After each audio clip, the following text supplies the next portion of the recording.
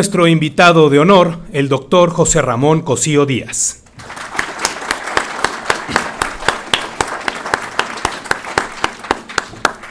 También agradecemos la presencia en este evento del rector de la Unidad Xochimilco, el doctor Fernando de León González. Bienvenido, muchas gracias. Así como funcionarios, directores de división, secretarios académicos, jefes de departamento de todas las unidades que nos acompañan esta tarde. Bienvenidos sean todos y, por supuesto, nuestra comunidad universitaria.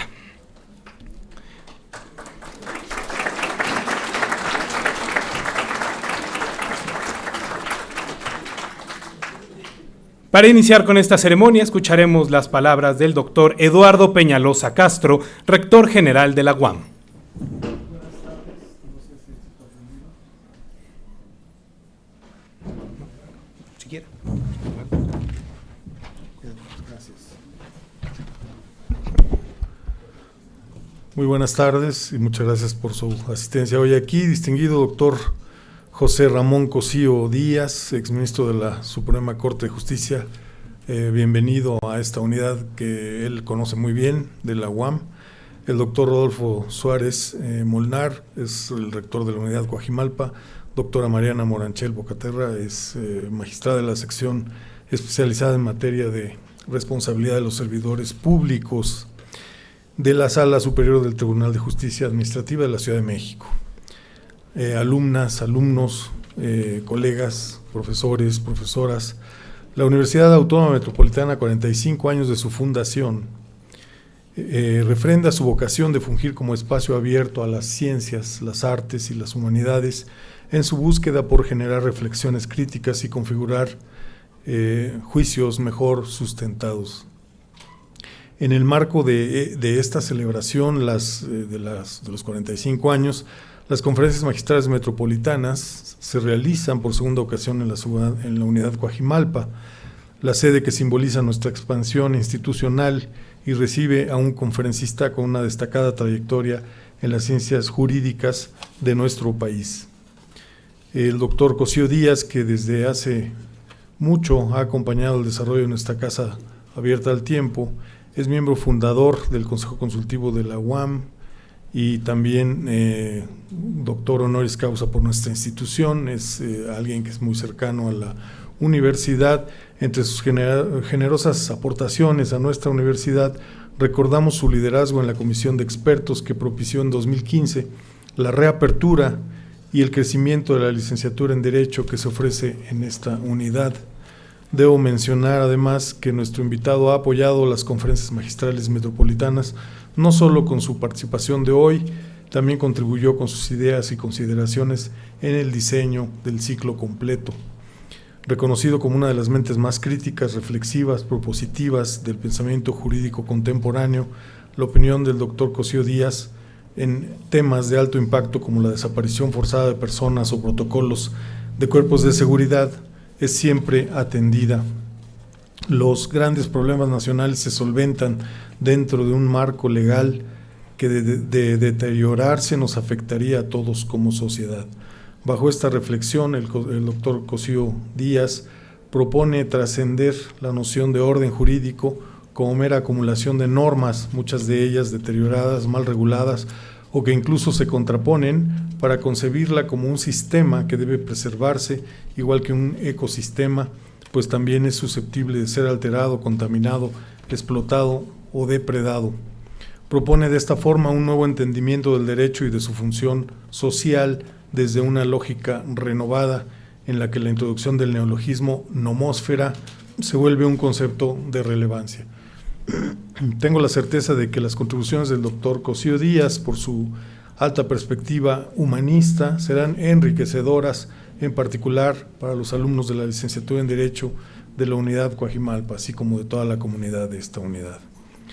Doctor Cosío Díaz, es un honor que hoy nos acompañe y sea usted muy bienvenido. Antes de concluir, quiero agradecer al doctor Rodolfo Suárez Molnar y a la comunidad de la Unidad Coajimalpa, también a la doctora Mariana Moranchel, quien amablemente va a conducir y va a presentar al invitado. Muchas gracias y bienvenido nuevamente. Gracias.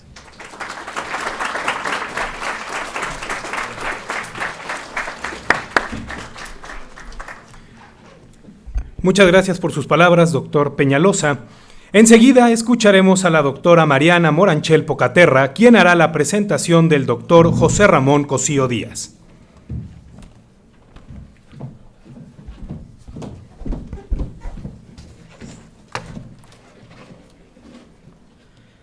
Buenas tardes tengan todos ustedes.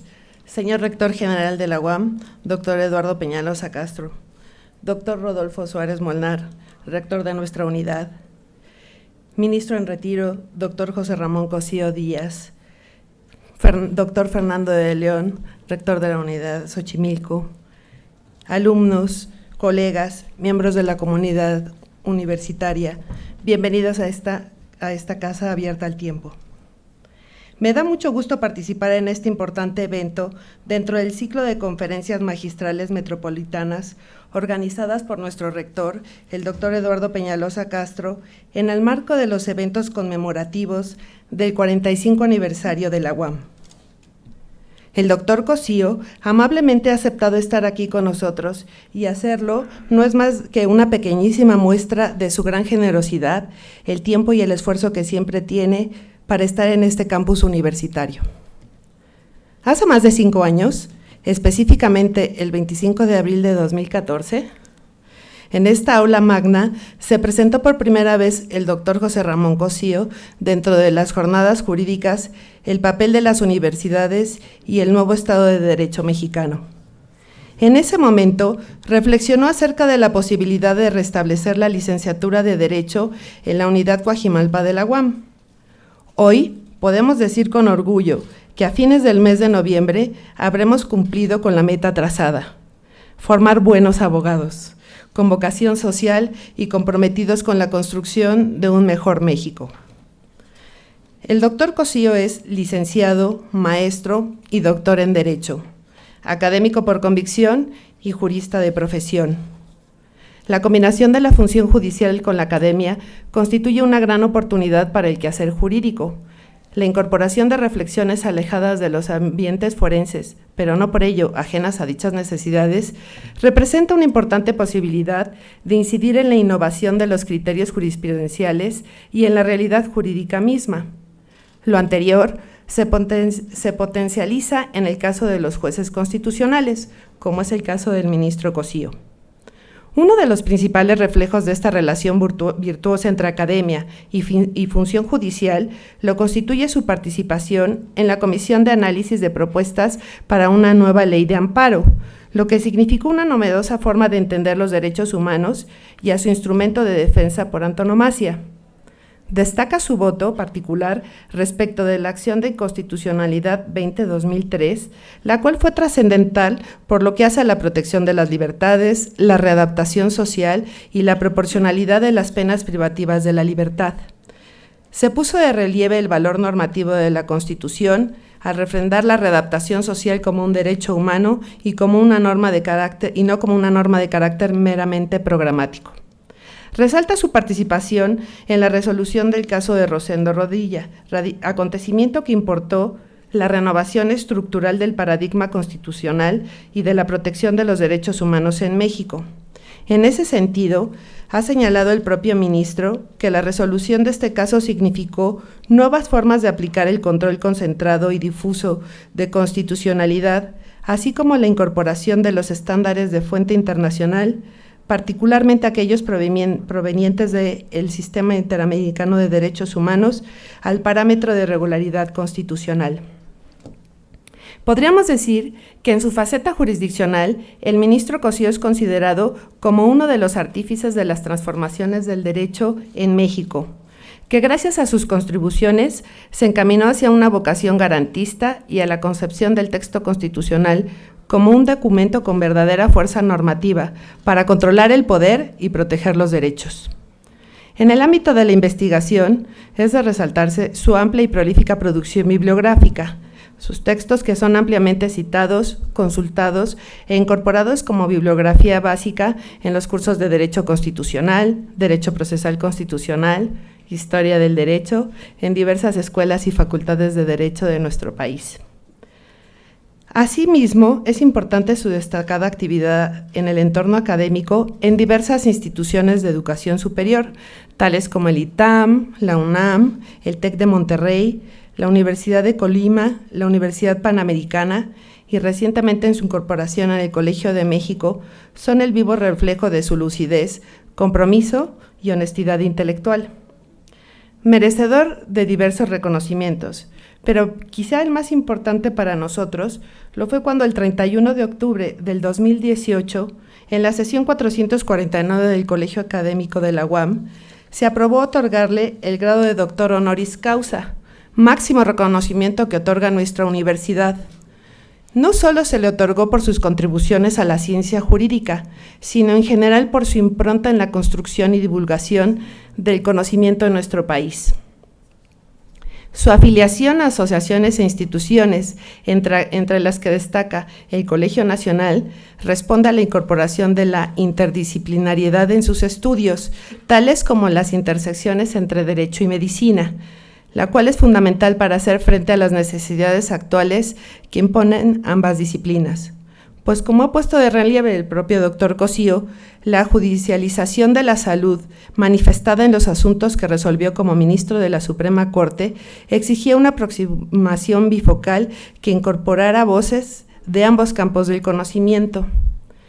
Si bien la carrera judicial del doctor Cosío ha concluido, su participación en el devenir constitucional y jurídico de México es tan relevante que difícilmente podrá ser ignorada por los operadores jurídicos. El compromiso con la defensa de los derechos humanos, la justicia y la democracia que demostró en sus votos, sentencias y deliberaciones se mantendrá como elemento valioso en la construcción de una sociedad más justa, del derecho como elemento importante en la reconfiguración de la sociedad y del Estado mexicano, y que además el día de hoy encuentra una valiosa trinchera para continuar con dicha vocación, la academia. Todo ello tiene como constante la ética, la creatividad, la calidad humana, la firmeza en sus convicciones y el talento en la personalidad del ministro Cosío. Podemos decir que el doctor Cosío cuenta con las más altas virtudes que un buen abogado puede ostentar: sólidos conocimientos, experto en diversos temas de la ciencia jurídica, independencia política y de pensamiento, liderazgo con el ejemplo de un gran académico, congruencia de principios éticos y de vida. No me resta más que agradecer al doctor Cosío Díaz su destacada participación en esta universidad y también por ser un destacado miembro de esta Casa Abierta al Tiempo. Muchas gracias.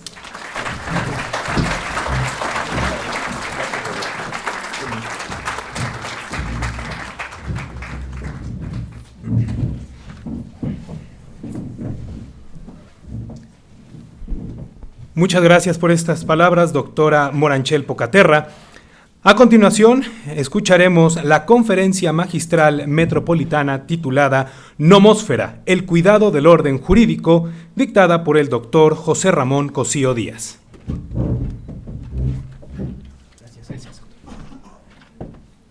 Muy buenas tardes tengan todos ustedes. Quiero agradecer al señor rector general, como siempre, su amistad y su generosidad. A Rodolfo, el director de esta unidad, también muy generoso. También a usted, señor rector, que nos haya acompañado. A Mariana, como siempre, sus palabras.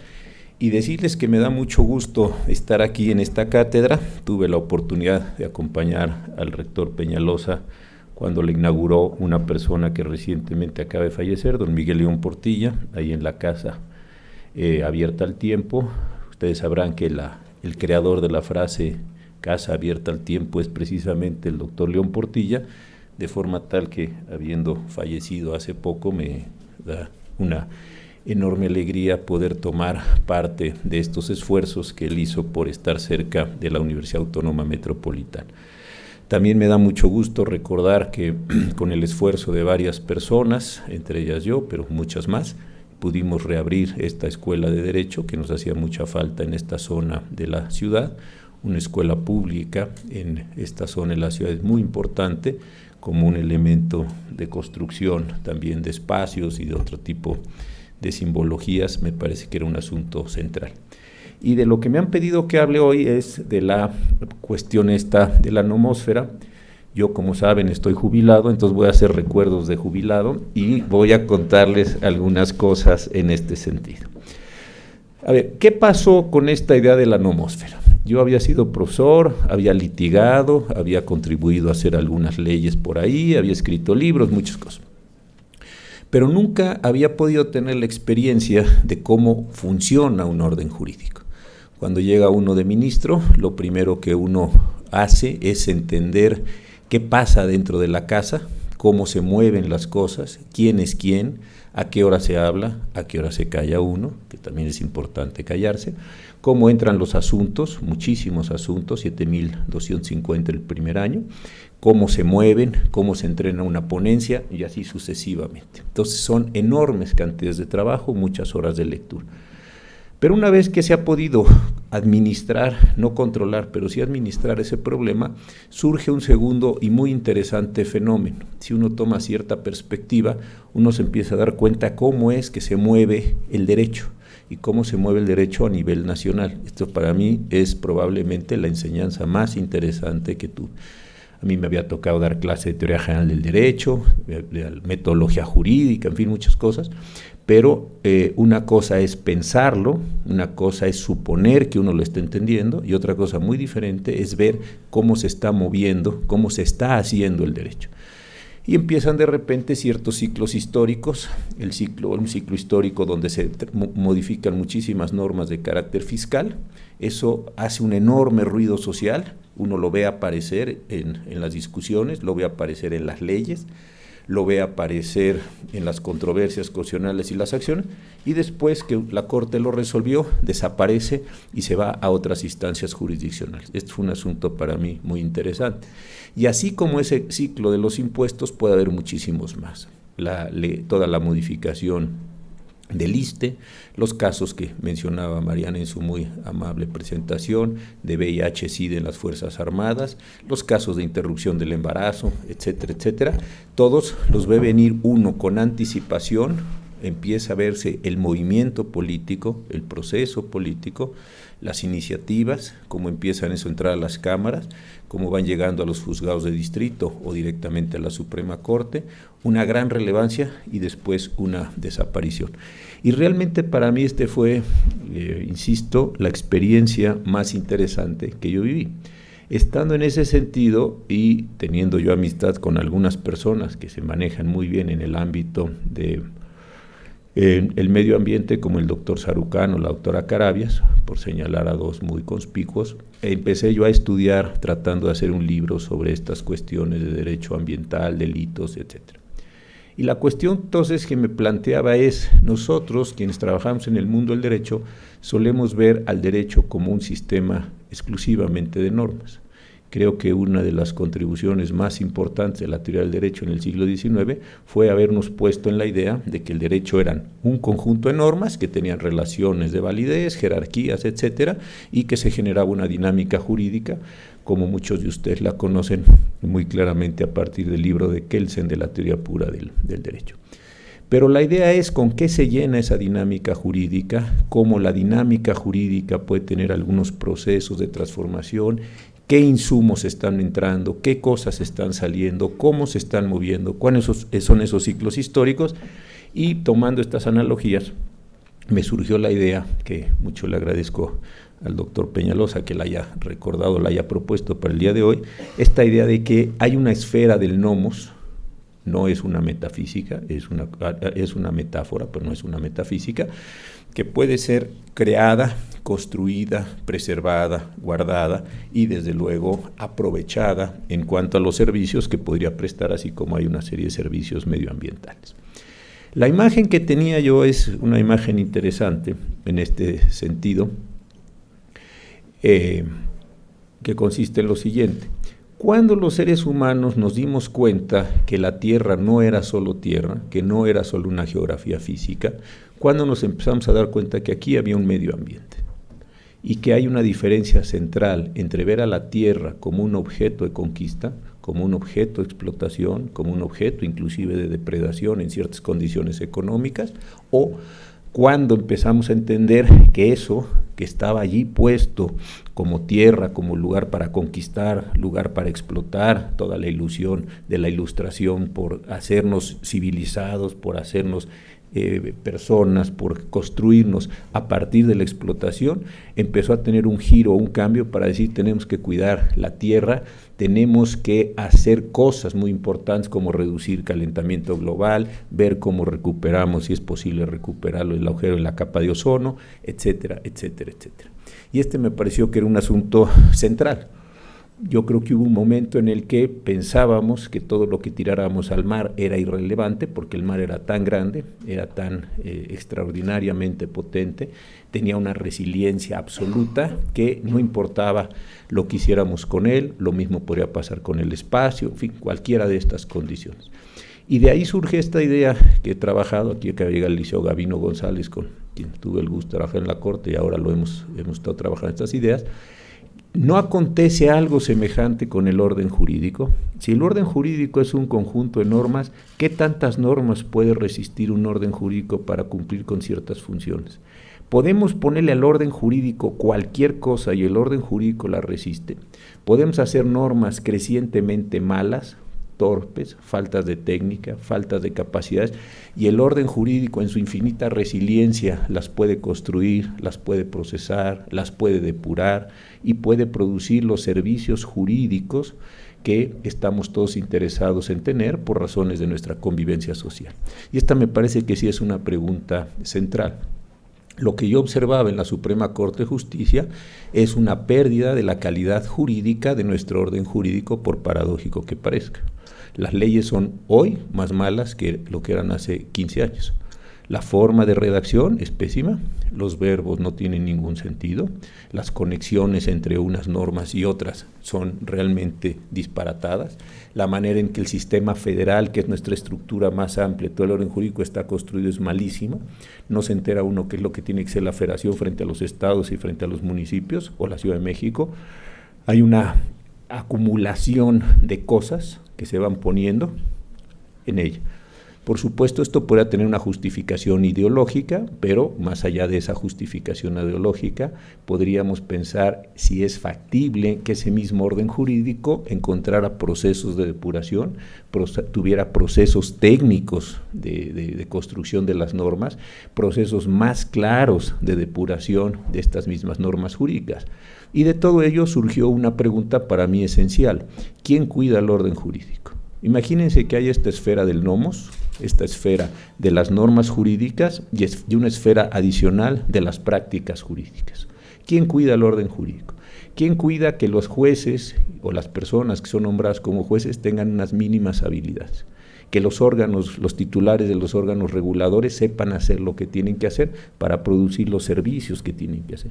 Quien autoriza la apertura de las universidades pueda realmente autorizar la apertura de buenas universidades. Quien tiene que proveer de servicios médicos a través de la aplicación de derechos, pueda proveer de derechos, y así sucesivamente. Y la pregunta central es que creo que no existe un ente o un conjunto de entes, o ni siquiera entes, que estén preocupados por la construcción del orden jurídico, porque cada uno de los entes, de acuerdo con las propias condiciones del orden jurídico, genera sus propias normatividades. Lo que a la Cámara de Diputados le interesa es aprobar el presupuesto más allá de su racionalidad técnica. A la Cámara de Senadores, los tratados internacionales que celebra el presidente de la República, más allá de sus acomodos al interior del orden jurídico.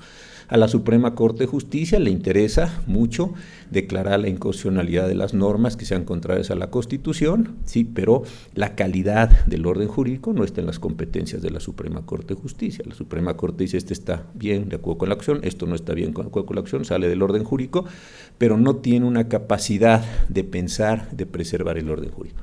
En algunos países existe algo que se llama ministerios de justicia, sobre todo en los países continentales europeos. Los ministerios de justicia en algunos países donde esto funciona bien, cuidan la calidad del orden jurídico. No cualquier norma puede entrar al orden jurídico, déjenmelo poner así.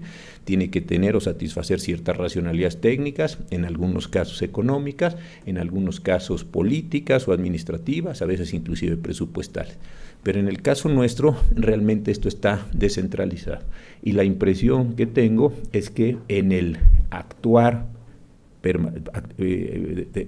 actual de la Cuarta Transformación, hay una incesante necesidad de generar nuevas normas que recojan presupuestos o postulados políticos, que de ninguna manera está mal, para eso ganaron las elecciones, pero la condición técnica de lo que se está creando es altamente deficiente y la forma en la que se está insertando al orden jurídico no tiene capacidad de corregir los fenómenos. Ejemplo, se genera la Guardia Nacional.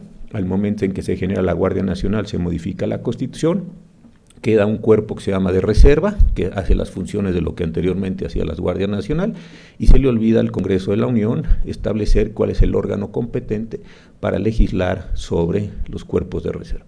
Se genera una Guardia Nacional, se hacen todas las transformaciones del Ejército, la Marina y los propios policías, y no se emite un protocolo de uso de la fuerza, letal o no letal, y se pone a una gran cantidad de jóvenes con armas letales en muchos casos para que salgan a campo sin que tengan todas las construcciones normativas de lo que tienen que hacer. No hay esta complementariedad.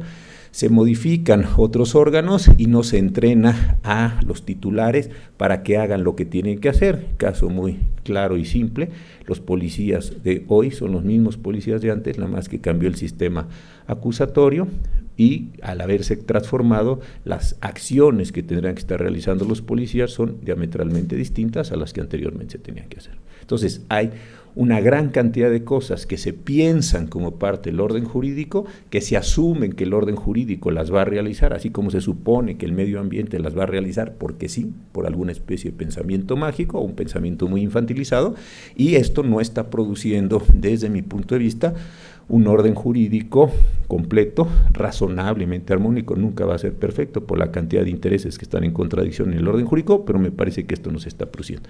Y el resultado es que, así como la naturaleza deja de prestarnos ciertos servicios ambientales, así el orden jurídico, curiosamente, deja de prestarnos servicios jurídicos, por tonto o por simple que esto parezca.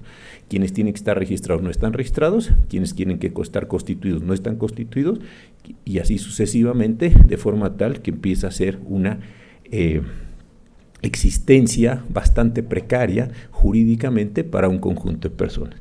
La importante de esta idea es, me parece a mí, pensarla, simplemente asumirla y después decir, bueno, y todo esto que está así, ¿cómo lo vamos a resolver? ¿Cuáles deberían ser los órganos? Debemos, dentro del sistema de división de poderes, pensar en otro tipo de órganos.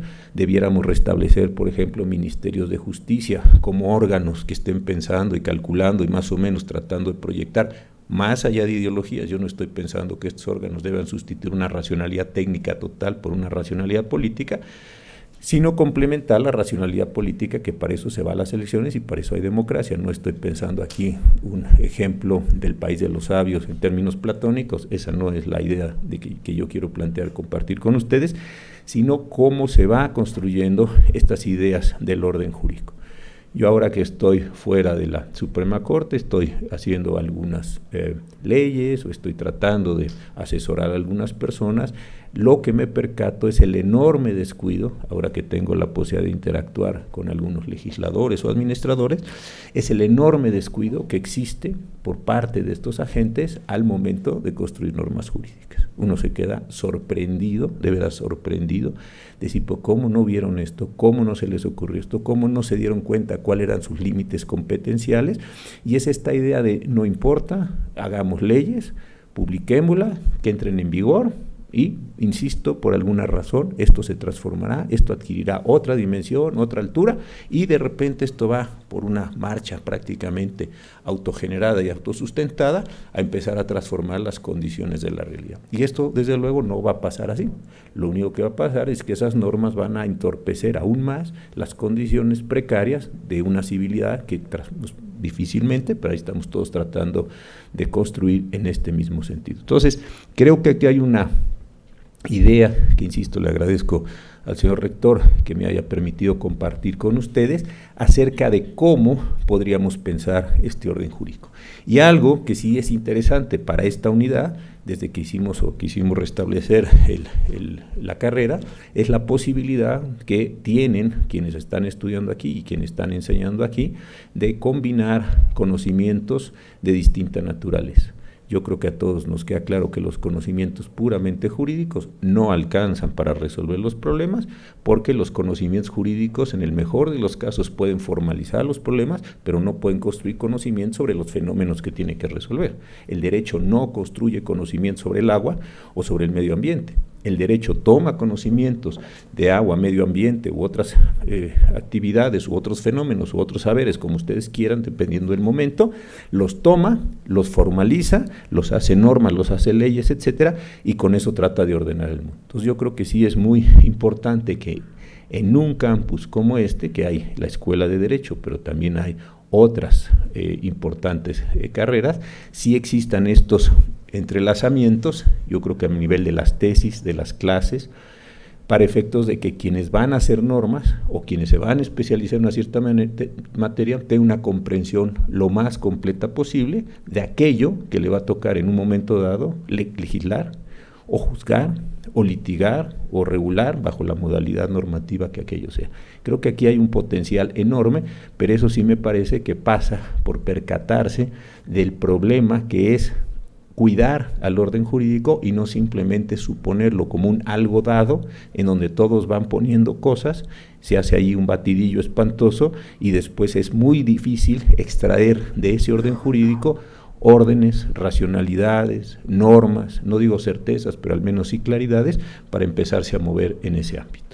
Yo no sé cuánto tiempo tengamos, pero yo encantado de contestar preguntas, críticas, en fin, estar aquí interactuando, porque eso me parece que es importante de una charla como esta, a partir de la presentación de una idea general, y encantados de compartir con ustedes lo que ustedes digan, pero aquí mandan los rectores, yo nada más aquí obedezco. Muchas gracias.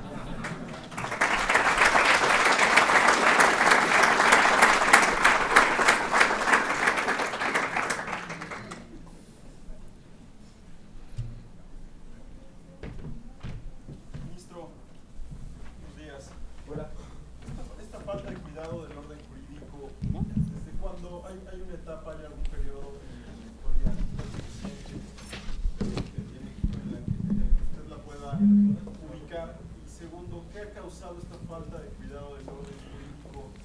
No sé si podría mencionar corrupción dentro de las consecuencias que ha tenido esta falta, y entonces se podría ahondar más dice usted que este tipo de normas que se han estado vaciando casi sin cuidado van a entorpecer más. ¿En qué podría derivar, no? Si nos pudiera ahondar más. No, al contrario, mire, yo vi algo que me gusta mucho, más allá de si era autoritario el momento histórico, no es el punto, estoy hablando solamente de esta parte. Los años 30, la parte final de los 20 y los años 30 del siglo pasado, yo creo que es una buena etapa de producción normativa. Es cuando casi todos los códigos grandes se construyen. A mí ahí creo que había juristas muy destacados, personas que con mucha calma pensaban la condición de construcción normativa, la ley del Tribunal Fiscal, la ley de amparo, etcétera, etcétera. Creo que es un momento histórico bueno, como conjunto. Se creó el Banco de México, ya lo saben. Toda esta parte me parece que la calidad técnica de esos ordenamientos era buena. Segundo, creo que también tenían relativamente claro en ese periodo cuál era la condición de un fenómeno que es muy interesante y es el de la facultad reglamentaria. Todos ya sabemos que está la Constitución, las leyes, y abajo de las leyes los reglamentos. Hasta ahí yo creo que todos tenemos claridad en las jerarquías normativas. Y a partir de ahí, en el ejercicio de la facultad reglamentaria, sí me parece que hay una condición de un enorme desorden. No sabemos si son circulares, acuerdos, decretos, y empieza a ser esto una confusión realmente grande.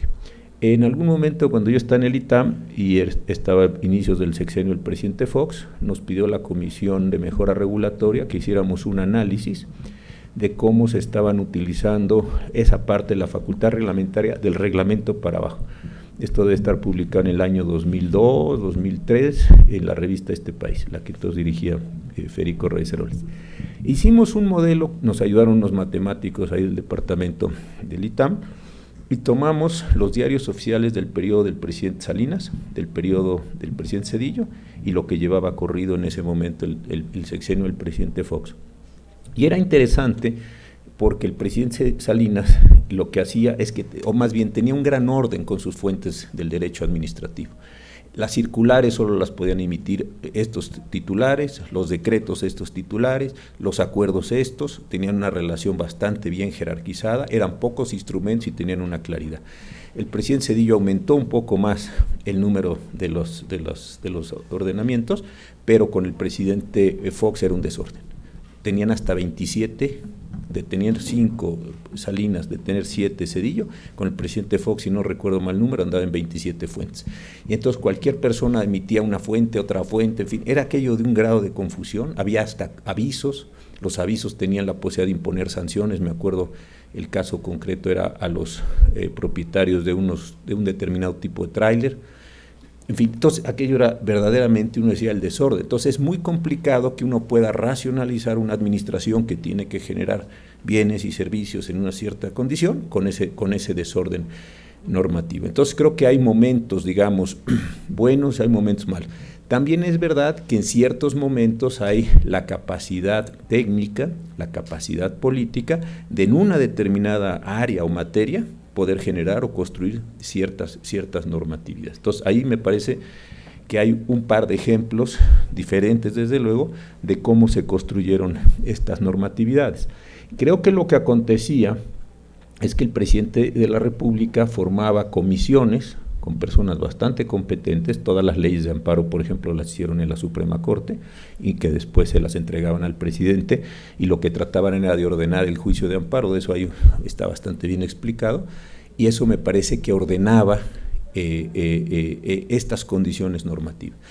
Creo que con parte de los efectos de la transición y también de la alternancia fueron estas sustituciones del servicio público.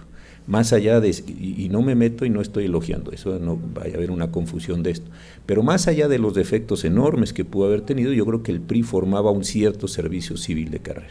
Las personas entraban jóvenes y más o menos iban ascendiendo. Hay secretarías de Estado muy potentes que siempre han sido Hacienda, Relaciones Exteriores, desde luego el Poder Judicial, por supuesto Marina y el Ejército. Y había otras secretarías que aun cuando no tenían esa condición de formalidad, sí tenían personas que habían entrado muy jóvenes al servicio y se habían mantenido. Yo, por ejemplo, me sorprendía y me gustaba mucho hablar con un cierto funcionariado medio de la reforma agraria cuando venían en los casos, porque eran muy buenos, sabían muy bien dónde estaban los problemas, qué mapas había, es decir, eran personas que tenían una información relevante y con las que se podía conversar para tratar de entender los problemas, más allá de los desórdenes agrarios de todo el país. Entonces creo que uno de los procesos importantes y no muy analizados de la alternancia es que llegan y se van todos, llegan y llegan todos, en fin, empieza a haber estos procesos y creo que se pierde calidad técnica en ese sentido. 2, el Congreso ha intentado en varias ocasiones generar servicio civil y no lo ha logrado. Tenía el Instituto Belisario Domínguez, que me parece un instituto potente, pero estas entradas, salidas, yo traigo a mis asesores, no se hace, digamos, memoria, no se hace conocimiento, y eso también me parece que debilita mucho. Y la tercera es que creo que cuando se presentan estos asuntos, ahorita voy a poner un ejemplo concreto, a veces queriendo hacer el bien, lo que se provoca son muchos más problemas.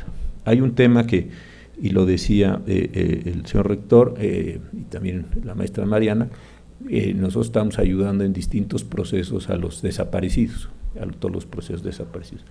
En la Ley General de Desaparición Forzada, Desaparición de Particulares y Registro, hay una cuestión que se llama la Declaración Especial de Ausencia. Y ahí hay un problema central porque yo tengo muchas dudas que el Congreso de la Unión, en una ley general, haya podido legislar sobre declaración especial. ¿Por qué? Porque la declaración especial es una modalidad de derecho civil bastante parecida a la declaración de desaparición o a la presunción de ausencia, y creo que lo que tiene competencia el Congreso de la Unión es para legislar sobre delitos y faltas de las desapariciones, no toda la materia civil. Entonces, supongamos que yo tengo razón en que no es competente la Federación. ¿Qué pasa cuando se legisle en la Ley General, luego en la Ley Federal de Desaparición, y cuando a mí, empresario de un Estado, cualquiera de los muchos que desafortunadamente tienen desaparecidos, me impongan obligaciones respecto a trabajadores míos que están desaparecidos? más allá de la tragedia, es muy probable que yo vaya en un juicio de amparo, es muy probable que yo gane ese juicio de amparo y es muy probable que yo no termine por pagarle a esa persona las pensiones, al menos de las de seguridad social, que estaría obligado. ¿Y eso qué provoca? Una enorme frustración social, y otra vez una litigiosidad sobre algo que se suponía que debía ser la solución de las cosas. Pongo un ejemplo simplísimo, y esto es lo que me parece que no acaba de funcionar. La idea que tenemos del derecho como abstracción y como modelo de funcionamiento es que debe tener una cierta racionalidad y que debe servir para llevar a cabo procesos que al final terminen con normas y esas normas signifiquen de alguna forma la realidad y luego se ejecuten. Pero si eso no se logra, entonces se va generando más problemas ahí donde debía haber soluciones. No sé si me alcanzo a explicar. Y eso sí que me parece que es complicadísimo. Lastima muchísimo a las sociedades. Ministro, y una cosa más, mencionaba usted el tema de la Guardia Nacional. ¿Podría mencionar algunos otros ejemplos de esta nueva administración que incurran en esta falta de cuidado a los detenidos? Mire, la ley de Guardia Nacional, el transitorio de la reforma constitucional dice que el Ejército y la Armada harán funciones de policía y de seguridad pública durante 5 años. Entonces, el Ejército y la Armada están cumpliendo funciones de seguridad pública. La ley del uso de la fuerza dice que cuando el Ejército y la Armada hagan funciones de seguridad pública, tendrán que acatar lo que disponga la ley de Guardia Nacional, de uso de la legítimo de la fuerza, o uso de la fuerza. No se han emitido los protocolos, ese es el caso que yo le decía. Entonces, ¿qué es lo que sucede? Que usted tiene a la Guardia Nacional haciendo funciones en la frontera sur y en muchos otros lugares sin un protocolo de uso de fuerza. Pero también tiene el Ejército de la Armada haciendo funciones de policía sin un protocolo. Tienen ellos un manual del 2014, bastante bien hecho por lo demás, sobre cuándo se pueden dar las condiciones de uso de la fuerza y el incremento y la proporcionalidad, etcétera, pero no tiene usted un manual nuevo que sí se requiere para esos efectos. Un caso que para mí me parece verdaderamente grave es la ausencia de un protocolo homologado de búsqueda. Hay un protocolo homologado de investigación de desaparecidos, pero no hay un protocolo homologado de búsqueda. Entonces, cada estado busca como puede. ¿Qué hace con los restos que encuentra? Lo que puede. ¿Cómo los clasifica? Vaya usted a saber. ¿Por qué? Porque no hay una estandarización de algo tan complejo como esto. Entonces, siguen apareciendo. Eliseo Encinas decía ayer, el subsecretario, que acaban de aparecer un montón, desafortunadamente, de fosas con muchísimos restos. ¿Cuál es el sistema de clasificación, ordenación, etcétera, para ir identificando? Así como eso, creo que se van quedando huecos en las condiciones de justicia. Le pongo un solo ejemplo más para contestar la pregunta de la maestra. Tuvimos nosotros un caso bien interesante en la Suprema Corte, donde desafortunadamente violaron a una chica en un municipio de Oaxaca. La chica fue con la autoridad del Estado, ahí del municipio, y le pidió que le diera, de acuerdo con los guías de prácticas médicas, una píldora del día siguiente, que está autorizada y está bien. El funcionario que estaba ahí se negó a dársela. Entonces parecía que hay un problema muy serio, y lo es, de términos religiosos o términos ideológicos. Y lo que el funcionario alegó dijo lo siguiente: yo no estoy autorizado por el orden jurídico a entregar esa pastilla. ¿Por qué razón? Porque hay un pedazo, déjeme ponerlo así para ese gráfico, del orden jurídico que no está hecho. Es como si usted quisiera ver una vía, bueno, aquí nada menos que el tren de aquí a eso sí les hace cercano ese ejemplo, del tren de aquí a Toluca. Imagínese usted que está la vía, pero dice, en el kilómetro 40 faltan 2 kilómetros y en el 70, oiga, pues está padre el tren, pero el tren no puede correr porque se cae. Si usamos esa misma metáfora, hay pedazos completos del orden jurídico que no están hechos. Entonces, cuando usted quiere hacer una acción que a lo mejor autoriza la norma y usted se regresa así en una especie de ingeniería reversa y dice, a ver, esa está, no, eso está, eso no, esto yo no puedo hacer eso porque no está el convenio firmado, no está el reglamento otorgado, yo qué sé, cualquiera de estas cosas. Y ahí hay un problema central, como que no se visualiza todo lo que tiene que acontecer normativamente para que eso acontezca. Y después, ya con esto termino, tampoco se visualiza en términos de habilidades personales. Sale una nueva ley y esa ley supongamos que impone verbos como pesar, medir, lo que usted quiera. ¿Quién le enseña al funcionario a pesar, medir? Nadie le enseña. Sale la ley, entra en vigor y pues muy bien, mi amigo, usted para adelante y vaya. Oiga, pero yo no sé hacer eso. ¿Quién me va a capacitar? La vida. Se echa a perder mucho. Se lastima muchísima gente porque no hay esa capacidad como de construir todo ese trayecto. Ahí yo veo problemas que son de antes, también no es que la trae, nada.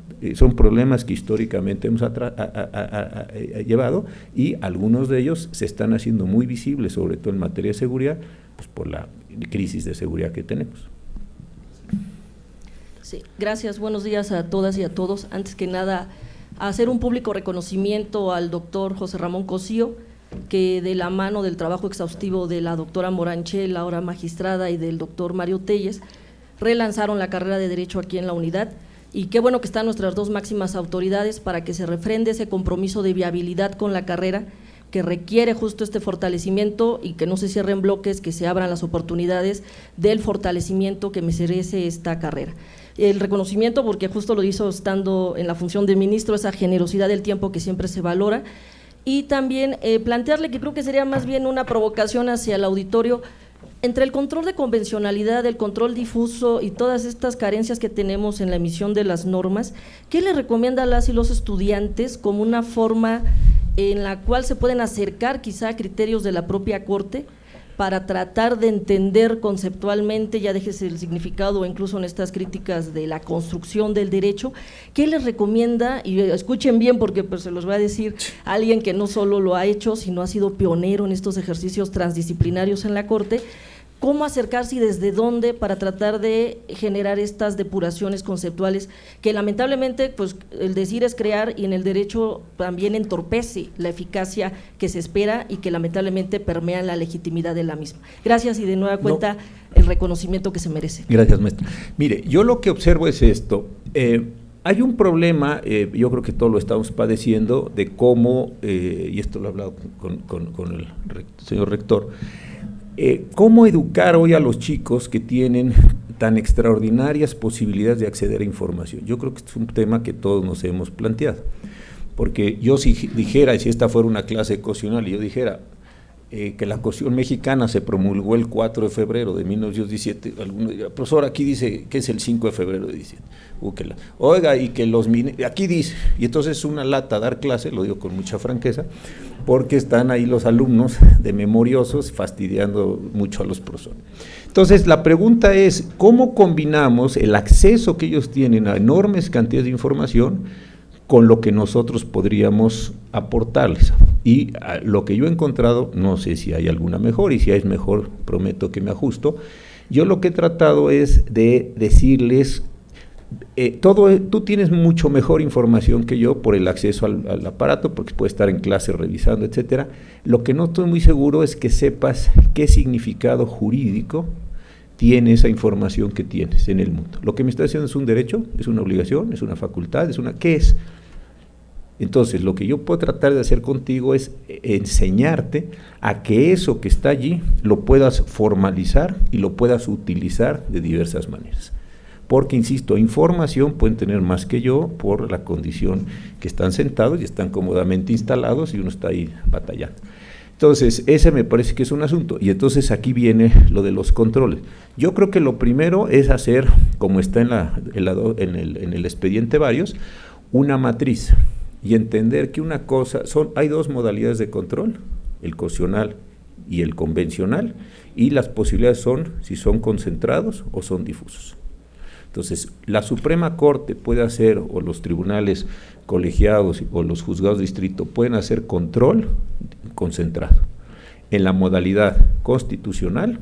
¿Por qué? Porque pueden declarar la invalidez de las normas y pueden, a partir de lo que dice la acción o de lo que dice los tratados.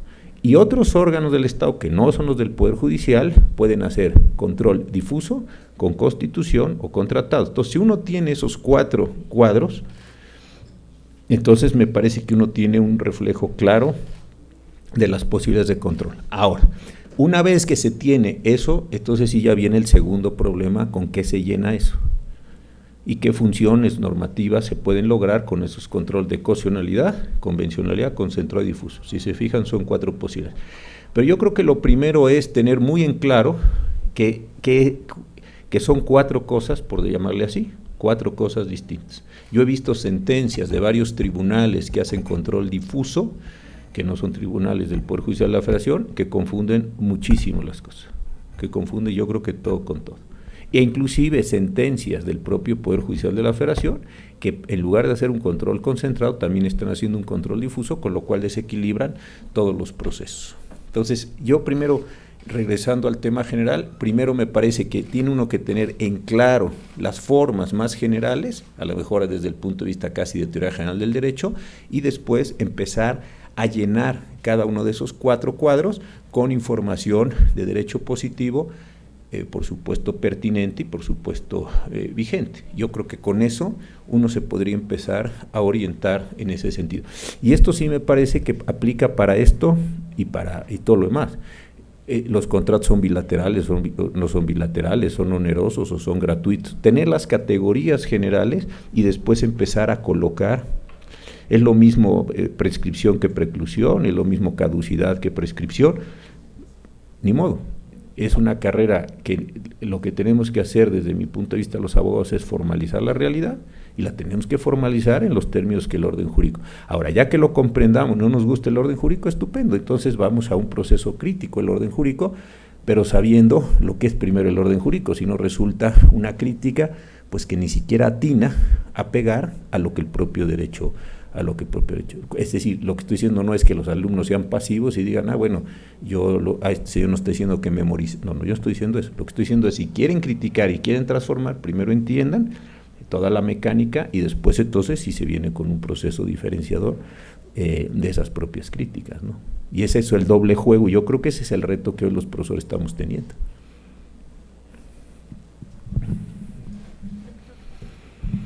Bueno, muchas gracias por su conferencia.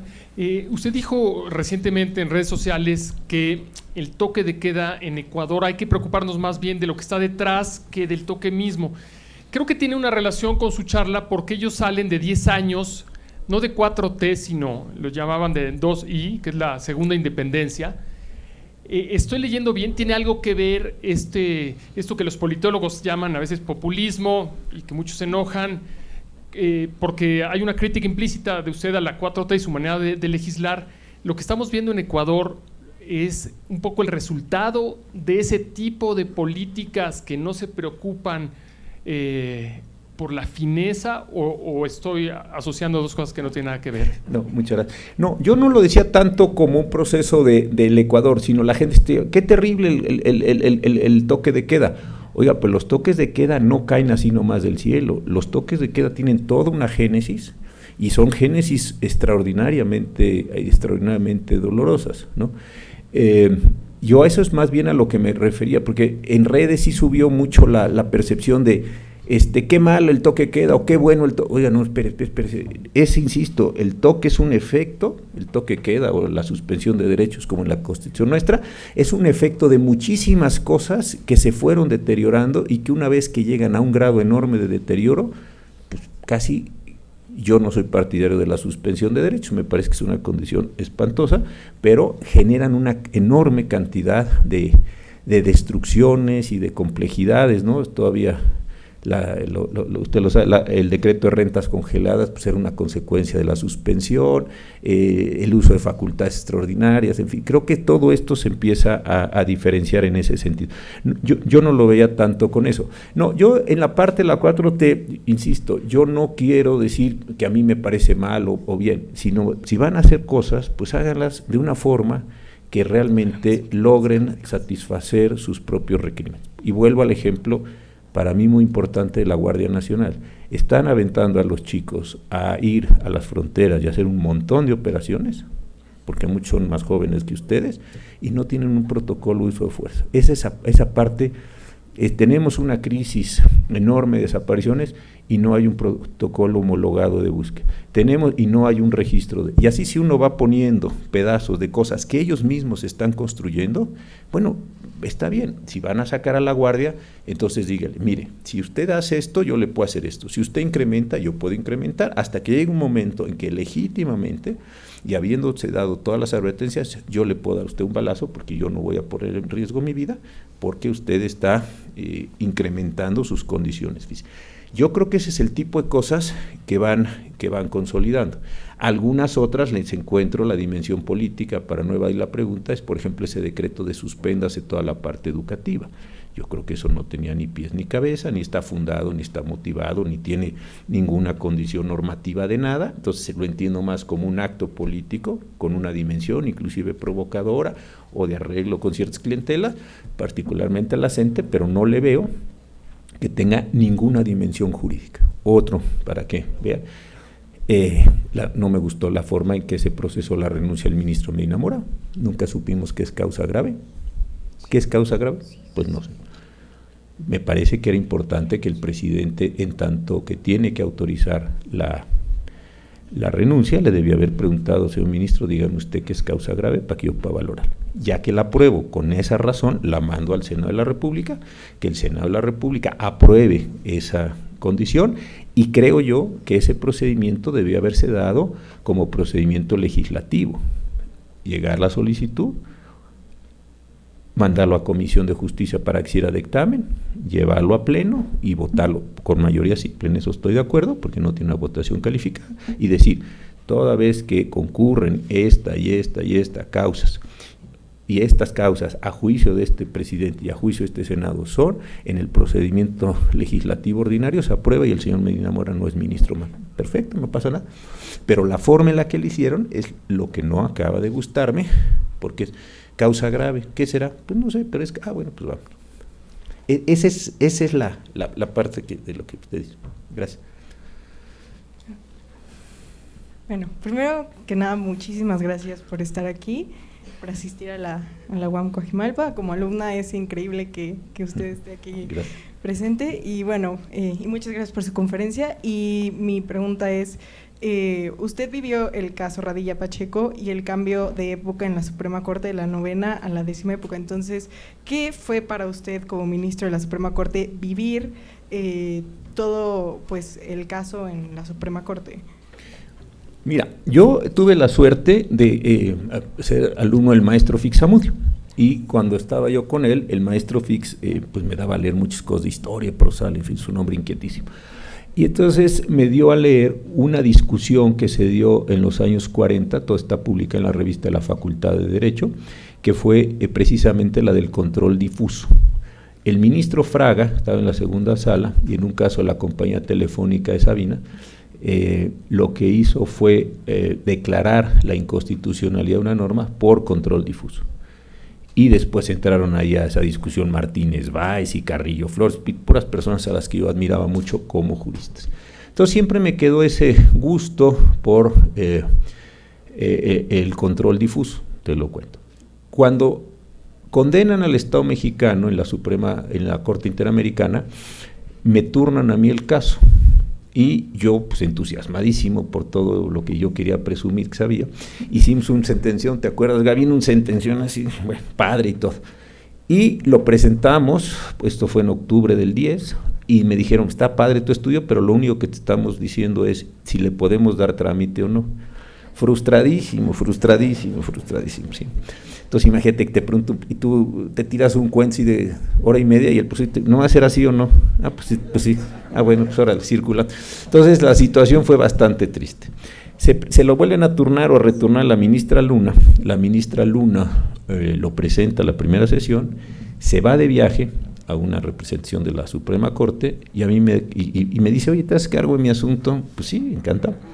Y entonces ahí viene la venganza, porque entonces sacamos el estudio y empezamos a trabajar. Y en relación a lo que decía la maestra, y yo hice una hoja que decía aquí constitucionalidad, convencionalidad, aquí concentrado y difuso, y la escribí ahí, se la di al chico que nos ayudaba, Israel, fue y le sacó fotocopias, la repartí, y sobre eso empezamos a discutir. Y la verdad que fue padrísimo, porque quedó asentado la existencia de esas 4 posibilidades que decía, y nos quedamos a un voto de lograr que la jurisprudencia de la Corte Interamericana, en aquellos casos en que el Estado mexicano no había sido parte, fuera obligatoria. Entonces fue un asuntazazazazo precioso en ese sentido, porque pues fue, como te diré, recuperar toda esa historia, todo eso que yo había leído con el maestro Fix, todo el seguimiento que yo había hecho en un libro sobre la jurisprudencia de control concentrado difuso. Fue como muy, muy lindo. Y como eso se dio un mes después de la reforma de junio del 11, esto fue en julio, casi para salir al receso, de la reforma del 11 del juicio de amparo y de derechos humanos del artículo primero, esto como que le dio una comprensión, y el ministro Silva, que estaba de presidente, dijo, pues esta decisión es tan importante, y la reforma también, que vamos a iniciar la 10ª, porque entonces fue realmente como una experiencia, pues no sé si la más bonita de todas en la Corte, pero fue padrísimo, ¿no? Sí. Gracias. Luis Eduardo Medina, de UAM Iztapalapa. Hombre, 16 años después volverlo a ver en una unidad creo que es importante. Gracias. Y ahora me voy a permitir decir una anécdota personal que recordar. Bueno, parte de lo que hoy nos decía era aquellas redes que alguna vez le dijo un estudiante de doctorado que terminó estudiando en Iztapalapa. Era yo, por eso lo digo, y él era el director de la tesis en aquellos entonces. A ver, para regresar un poco a lo del inicio que señalaba, Sí, maestro. Aparte del problema del servicio civil, y aquí puedo decirlo a propósito porque habla un politólogo, también hay un problema de voluntarismo político, ¿no? Porque parece que realmente está cruzado el elemento histórico de la transición y la alternancia, no solo con la desestructuración de los servicios civiles de carrera, incluso Banco de México, para sumarle una más, o ahora los órganos autónomos. A ver, en aquellas épocas era claro un ejemplo, el IFE, con todo el andamiaje constitucional tan inflado, y ahora habría que decir uno más, el Tribunal Electoral en ese sentido. Y eso me llevaría ahora al muy presente, y al presente de hoy, de hace un momentito. El transitorio tercero de la revocación de mandato, ¿no es una insensatez poner la definición constitucional en un transitorio que después va a pasar en una ley? Cuando además al quedar como transitorio queda ahí como en el aire.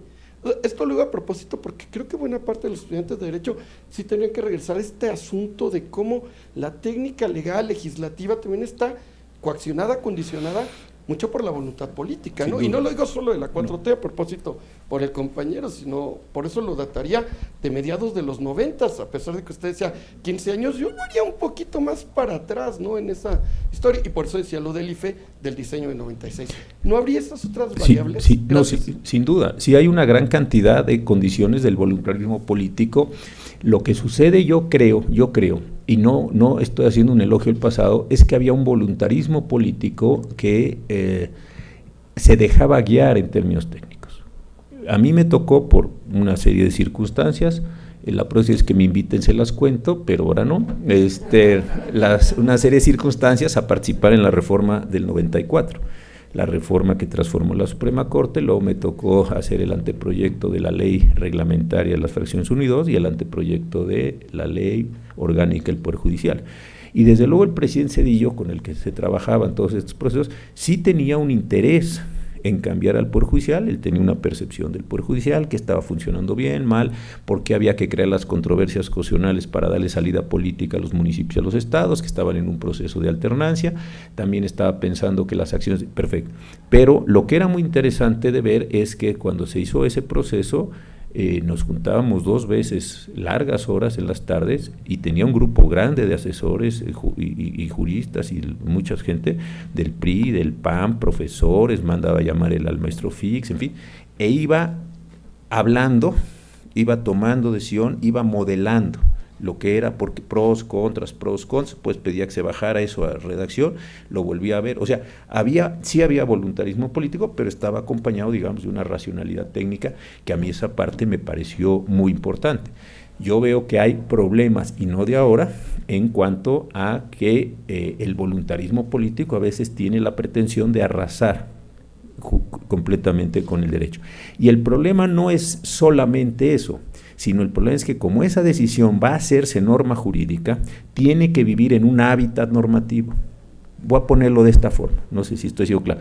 No es que diga yo, bueno, pues yo hago lo que se me da la gana, pues haga usted lo que se dé la gana. Si es en términos de tomar decisiones así, pero si lo que usted va a producir va a entrar al orden jurídico, tiene que entender usted que se va a comportar conforme al orden jurídico. Nosotros en la Corte teníamos una discusión, y que viene mucho al caso de usted, que plantea, de ¿es posible que en los artículos transitorios se dote de competencias a los órganos? Nosotros creíamos que no. Y hay ejemplos buenísimos de esto, en el sentido negativo, en la reforma energética.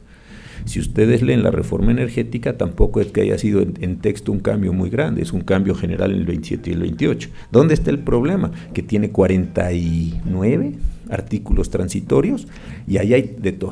Fideicomisos, aportaciones, formas de fondeo, es decir, es un mundo de una complejidad en los 49 transitorios. Entonces, ¿puede generarse una competencia para un órgano de Estado en un transitorio? Esa es una pregunta que usted la pone y es central. Entonces, esas son las discusiones que se va a generar. Y entonces, como eso que se quiere crear con voluntarismo no entra en la racionalidad y la no se ajusta, entonces empieza a tronar, déjenme usar esta metáfora como si fuera un mecanismo, empieza a tronar, y se generan más problemas, más litigios, etcétera, etcétera, porque no hay una idea de decir, oye, ¿dónde vas a poner esto que estás creando? Si quedar en el mundo de la política y solo en eso, bueno, pues está bien. Pero si lo que quieres es que entre, por ejemplo, la decisión de ayer de hacer la encuesta bueno, está muy bien la encuesta, pero no tiene ninguna relevancia, pero no es jurídica. Es que el 84% del 2% de los bajacalifornianos está de acuerdo que yo siga 5 años, pues qué padre. ¿Y cómo transferimos eso a valor normativo? No tiene ninguna posibilidad de trascender. Tiene la posibilidad de trascender a valor político, que si los bajacalifornianos quieren, no, pues es otra discusión, pero trascenderlo a valor normativo no tiene ninguna. Lo malo es que en este momento dijera, ese 84% del 2% lo voy a hacer norma. Oiga, yo tengo la impresión que en controversia constitucional se la van a tirar, o en los juicios del Tribunal Electoral se lo van a tirar. O sea, usted lo que va a hacer es un desaguisado, porque no hay modo que eso entre. ¿Pudo haberse hecho de otra forma? Pudo, bien pudo, pero no se hizo. Entonces no va a entrar en esa racionalidad jurídica, y ahí es donde sí hay mecanismos que empiezan, no sé si a destruir, pero al menos sí a frenar, entorpecer, dificultar, y ahí donde debía haber una solución, hay un problema adicional, y entonces de repente dice, pero ¿cómo empezó todo esto? Pues regrésese allá y vea la mala configuración de algo que debió haber quedado razonablemente bien configurado. Yo hasta que digan, yo ya dije que, bueno, tampoco tan, Buenas tardes. Disculpe, ministro, ¿qué escenario jurídico usted vislumbra ante la negativa de despenalizar el aborto en los estados y ante también lo que han hecho algunos legisladores y legisladoras de plasmar la vida desde el momento de la concepción en las constituciones locales? ¿Cómo qué escenario de lucha legal podría usted vislumbrar? Mire, a mí me tocó hacer el engrose de la ley de la ley Robles cuando se presentó. Fue un engrose muy complicado porque todo el mundo quería que se quitara y se pudiera. Pero hay que decirlo y con cuidado. Cuando nosotros estábamos discutiendo cómo hacer el engrose, hubo un movimiento político, más allá de la opinión que nos merezca, pero sí hay que tener la capacidad de reconocer, altamente eficaz, y cuando estaba acabando de salir el engrose, etcétera, hubo un movimiento político en donde muchísimas entidades federativas modificaron las condiciones de interrupción del embarazo. De hecho, cuando se iba a celebrar el año de la resolución, algunas amigas me dijeron, oye, vamos a hacer la celebración. Le dije, yo encantado, si quieren hasta yo hablo eso. Pero si fuera partido de fútbol, el marcador sería como 16-1, Así de grave es el asunto. ¿Por qué? Porque es la sentencia contra 16 modificaciones legislativas en las entidades federativas.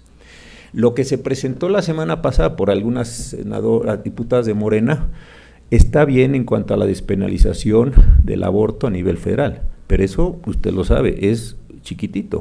¿Cuáles son los abortos federales? Pues tendrá que ser en una clínica el seguro, una clínica, y son condiciones restrictivas de cuándo se puede dar esto. Entonces, eso, para modificar esa política, no funciona. Y la segunda parte sí me genera más dudas cuando en la Ley General de Salud dicen que una forma de violencia contra las mujeres es impedir, porque no creo que la función normativa de la Ley General de Salud alcance para que desde la Ley General de Salud se le diga a las entidades federativas que no pueden penalizar ciertas condiciones de interrupción del embarazo. Entonces, creo que sí es una lucha mucho más compleja porque tiene que ser estado por estado, estado por estado. Yo desde luego estoy a favor tanto de las causales como de la ley de plazo. Pero me parece que si la lucha no se lleva bien, con mucha inteligencia y en buena forma, se sientan las legislaturas que tienen sus constituencies, para hablar así como los politólogos, muy duros, y que creo que no está tan claro que las entidades federativas, más allá de que estemos de acuerdo con el asunto, sus constituencies políticos, la forma en la que Morena tiene, o algunos integrantes de Morena tienen vinculaciones con ciertas organizaciones religiosas, con el propio PES, etcétera, etcétera, etcétera, lo que todos sabemos. Yo creo que no es una lucha fácil en este sentido, así como vamos a lograrlo así, no, creo que sí requiere una estrategia compleja para que no vuelva a pasar lo que pasó después de la sentencia, donde, insisto, hay muchas explicaciones, yo no he visto nunca una, las conozco ahí de conversaciones y cuestiones, donde se articuló un movimiento nacional y fueron a las legislaturas, y entonces no había Morena, pues sí había PRD, inclusive los diputados y las diputadas del PRD, del PRI, de todos los partidos, establecieron en las constituciones locales modificaciones como las que usted está planteando. Entonces sí creo que estos son de estos temas que hay que tener claridad y generar las estrategias. Ahora, se está hablando de si va a haber un Código Nacional de Procedimiento, un Código Nacional Penal, Código Penal Nacional. Ese me parece que es una de las razones por las cuales se dificulta tanto el Código Penal. El robo, pues, a todos nos parece bien que se casacione el robo, pues eso no va. El abuso de confianza, pues también nos parece. Las lesiones, pues también está muy bien. Eso no va. Yo creo que donde llegamos a los temas duros, que ahí sí cada legislatura y cada estado, etcétera, es precisamente los que tienen que ver con la libertad sexual y básicamente la libertad sexual de mujeres. Entonces creo que también ahí se puede presentar un foco de discusión o un espacio de discusión, si se sigue insistiendo, como parece que se está insistiendo, inclusive por el fiscal general actualmente, de que se haga un Código Penal Nacional. Y ahí sí me parece que vuelve a ser una exposición. Hay gente que me dice, no, el Código Penal Nacional lo que va a establecer son como las bases generales, digamos toda la primera parte, responsabilidad y todas estas historias, y los delitos en particular se les van a delegar a los estados, con lo cual entonces tampoco se acaba de resolver el tema. Pero creo que el camino, la Ley General de Salud, no, otra vez es un problema de estos que dice, desde la Ley General de Salud tú puedes obligar a todos los estados. Yo lo veo muy complicado que pueda tener esa función normativa de trabajarlo en ese mismo caso. Hola, ¿qué tal? Gracias por la palabra y bueno, también por su presencia. Yo soy estudiante de comunicación y a mí me surgió una duda al momento en que usted nos comentaba que encontró carencias en este modelo jurídico. ¿Cómo es entonces que se pasa a la acción? ¿Cómo es que no dudo que haya buenas estrategias, buenos planteamientos en este sentido para mejoras en ese aspecto?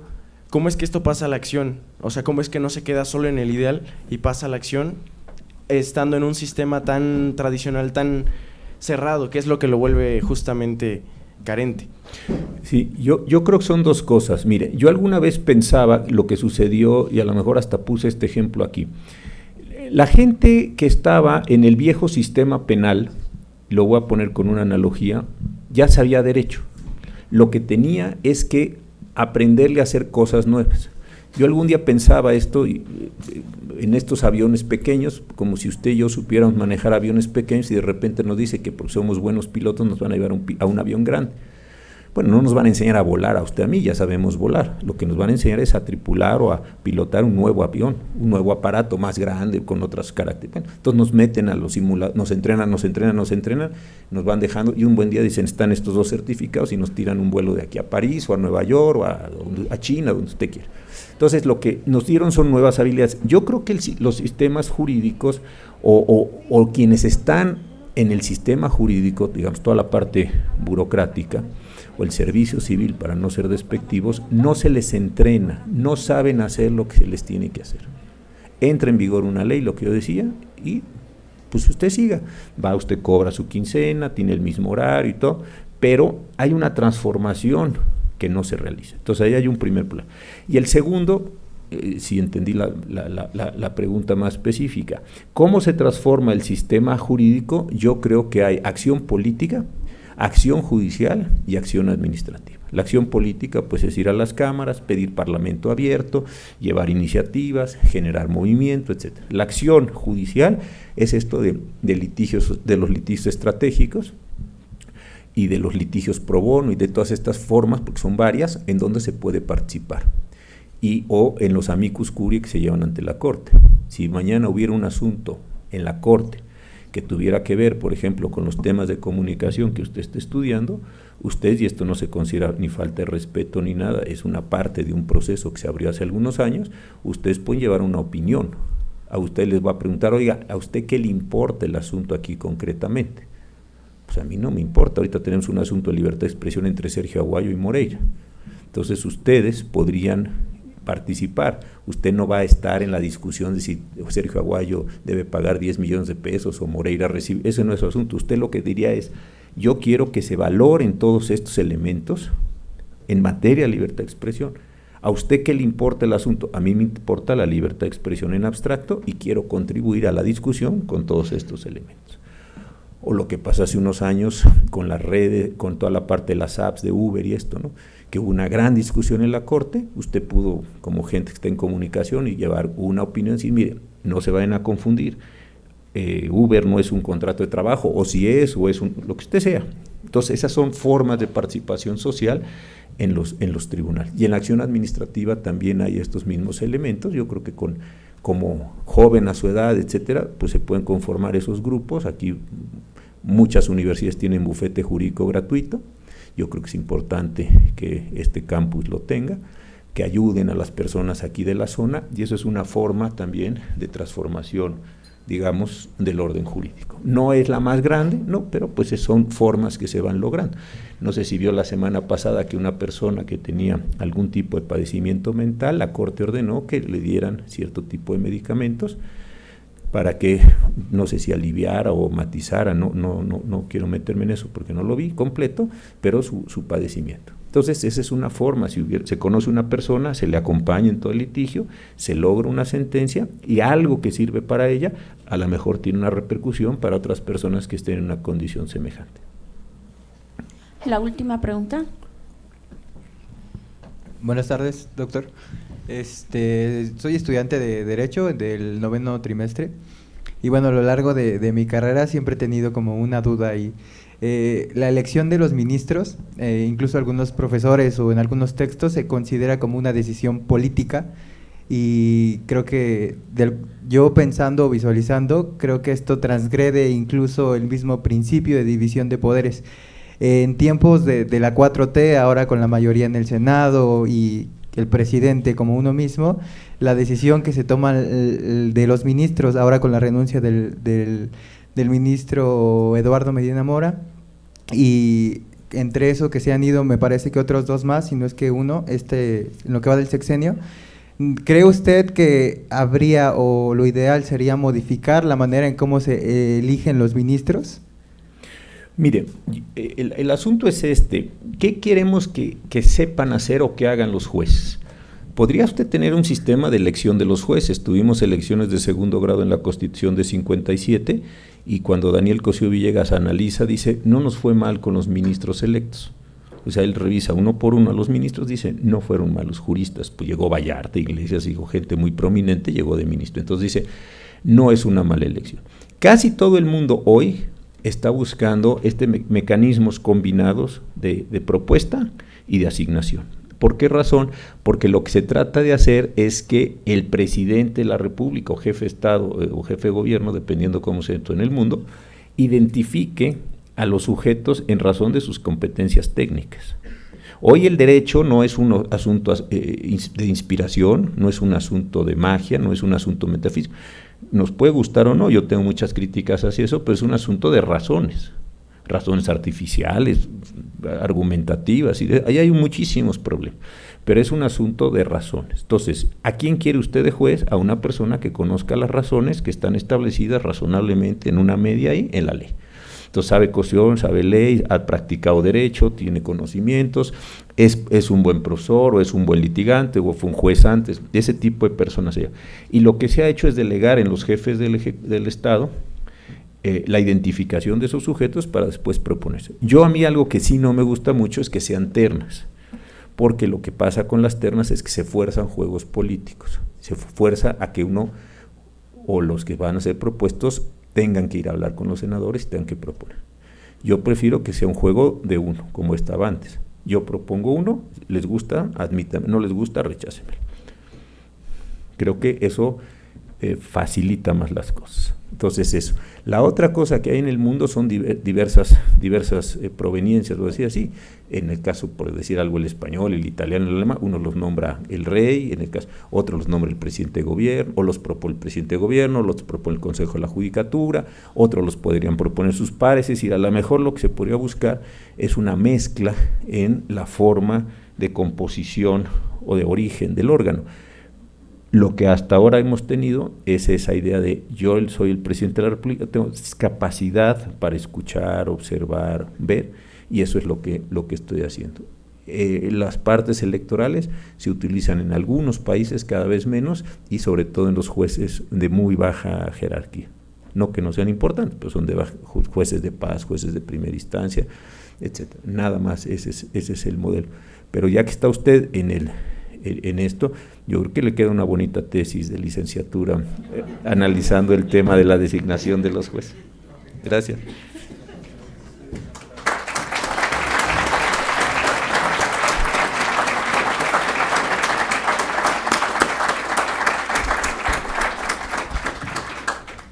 Muchas gracias por esta conferencia, doctor José Ramón Cosío Díaz.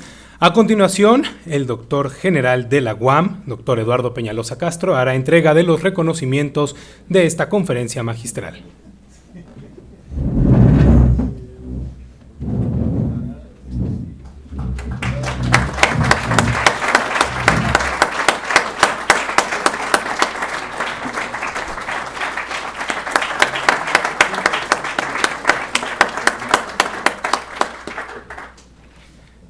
Con esto damos por terminada esta conferencia magistral metropolitana. Agradecemos la presencia de todos y cada uno de ustedes, por supuesto de los miembros del Presidium y de nuestro conferencista, el doctor José Ramón Cosío Díaz. Muchas gracias y buenas tardes.